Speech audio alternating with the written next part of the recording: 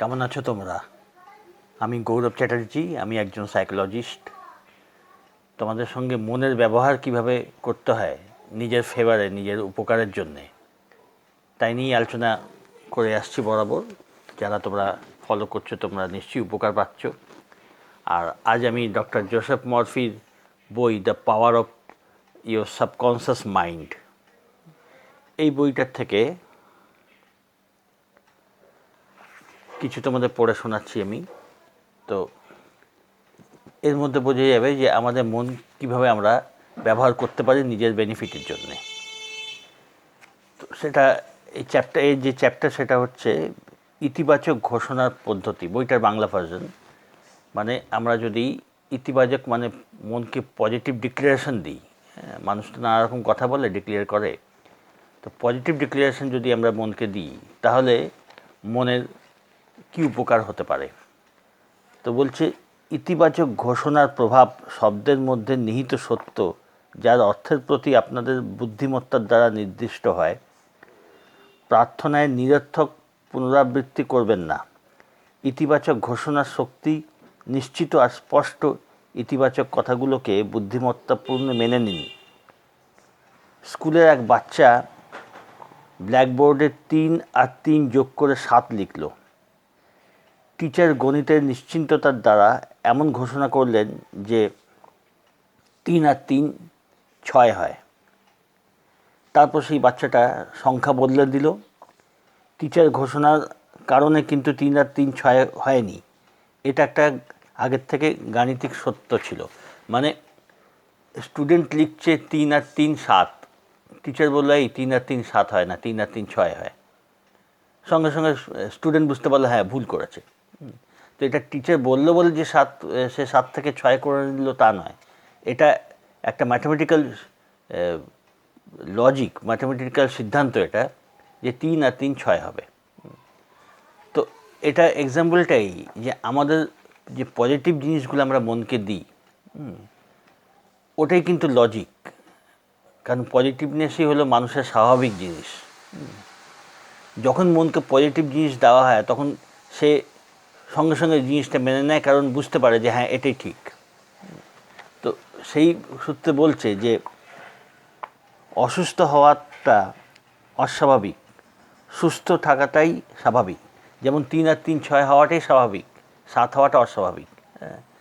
তো সেরকম বলছে যে স্বাস্থ্য আপনাদের অস্তিত্বের সত্যতা হয়।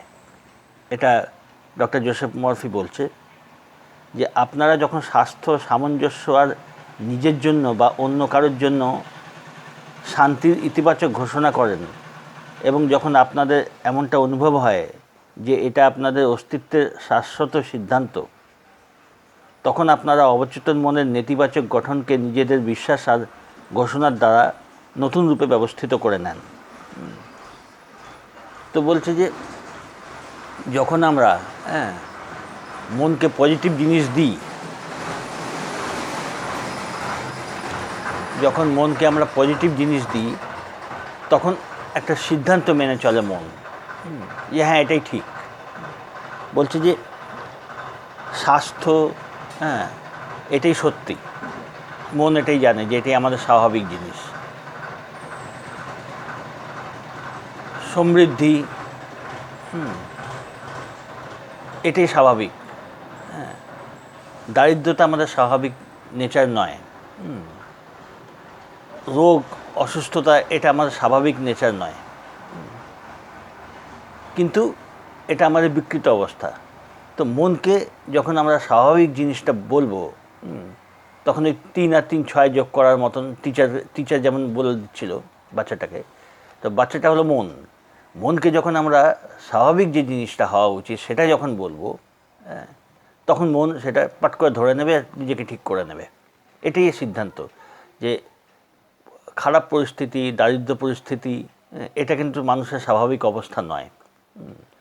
এটা সেই 3 আর 3 7 যোগ করার মতো, যেমন বাচ্চাটা করেছিল। কিন্তু মনকে যখন বলা হবে যে তুমি সমৃদ্ধ, সেটাই তার পক্ষে ধরে নেওয়াটা, কারণ ওটাই মনের স্বাভাবিক অবস্থা। আনন্দ, মানে নিরাশা বা ডিপ্রেশন, এটা মনের স্বাভাবিক অবস্থা তো হতে পারে না। মনের স্বাভাবিক অবস্থা হলো আনন্দ। ওই জন্য মনকে যখন স্বাভাবিক কথা বলা হয় যে তুমি আনন্দ, তুমি আনন্দপূর্ণ, মন চট করে সেটা নিজেকে শুধরে নেয়। এখানে বলছে যে গণিতের এক সিদ্ধান্ত থাকে, কিন্তু ভুলের কোনো সিদ্ধান্ত হয় না। সত্যতার এক সিদ্ধান্ত থাকে, কিন্তু বেইমানির সিদ্ধান্ত হয় না। বুদ্ধির সিদ্ধান্ত থাকে, কিন্তু অজ্ঞানতার হয় না। সদ্ভাবের সিদ্ধান্ত থাকে, কিন্তু মনোমালিন্যের সিদ্ধান্ত হয় না। স্বাস্থ্যের সিদ্ধান্ত থাকে, কিন্তু রোগের হয় না। এবং সমৃদ্ধির সিদ্ধান্ত থাকে, কিন্তু দারিদ্রতার হয় না। যেমন অঙ্কের সিদ্ধান্ত, গণিতের যেমন সিদ্ধান্ত হয়, ওই জন্য গণিতটা যখন ভুল করে কেউ, মন যখন ভুল করে, যে সিদ্ধান্তের বাইরে যখন সে ভাবে, তখন ঠিক যেমন বাচ্চাকে যখন সিদ্ধান্তটা ধরিয়ে দেওয়া হয় তখন সে অঙ্কটাকে ঠিক করে নেয়, সেমনি যেমন দারিদ্রতা সিদ্ধান্ত হয় না, সমৃদ্ধির সিদ্ধান্ত আছে। তুমি যখন মনকে সমৃদ্ধির কথা বলবে, মন তখন নিজেকে শুধরে নেবে, আর সেরকম তোমাকে রেজাল্ট দেবে। সেমনি অসুস্থতার ব্যাপারও তাই, যে অসুস্থতার সিদ্ধান্ত হয় না, কিন্তু স্বাস্থ্যের সিদ্ধান্ত হয়। অসুস্থ অবস্থা যখন মনকে তুমি পজিটিভ সিদ্ধান্ত দেবে, স্বাস্থ্যের সিদ্ধান্ত দেবে, তখন সে নিজে থেকেই নিজের স্বাভাবিক অবস্থা পাওয়ার চেষ্টা করবে, নিজেকে সারিয়ে তুলবে। তো এই হলো এর লজিক, যে সুখ, সমৃদ্ধি, আরোগ্য, আনন্দ, এগুলি হলো মানুষের একটা স্বাভাবিক ব্যাপার। তো ওই জন্যে সেই নিয়ে মনকে যখন দিতে হবে, তখন তাকে যখন মনে করিয়ে দিতে হবে, মনে করিয়ে দেওয়া হবে যে তুমি সমৃদ্ধ, তুমি সুস্বাস্থ্য, তুমি আনন্দ, তুমি প্রাচুর্য, এগুলো যখন মনকে বলা হবে, তখন মন দেখবে আরে এটাই তো ঠিক, এটাই তো সঠিক সিদ্ধান্ত। তখন মন কী করবে না, সেরকমভাবে নিজেকে চট করে শুধরে নেবে। তো ওই জন্যে যেটা বলা হয় যে মনের যে গতি, তাকে নিয়ন্ত্রিত করতে গেলে, মনকে নিজে ফেভারে আনতে গেলে, ওই সবসময় মনকে, অবচেতন মনকে বিশেষভাবে পজিটিভ জিনিস, আনন্দের জিনিস, ভালোর জিনিস, ভালো লাগা, যেটা তোমার ভালো লাগে, যেটা তুমি চাইছো, সেটা মনকে দিতে হবে। তুমি স্বাস্থ্য চাও তো সেই স্বাস্থ্যের কথা বলো, অসুস্থতার কথা বলো না। সমৃদ্ধি চাও তো মনকে সমৃদ্ধির কথা বলো। কেন না, মনের কাছে সেটাই স্বাভাবিক জিনিস। আমরা বুঝতে পারি না, আমরা ভাবি বাস্তবে তো আমি অন্য কিছু দেখছি।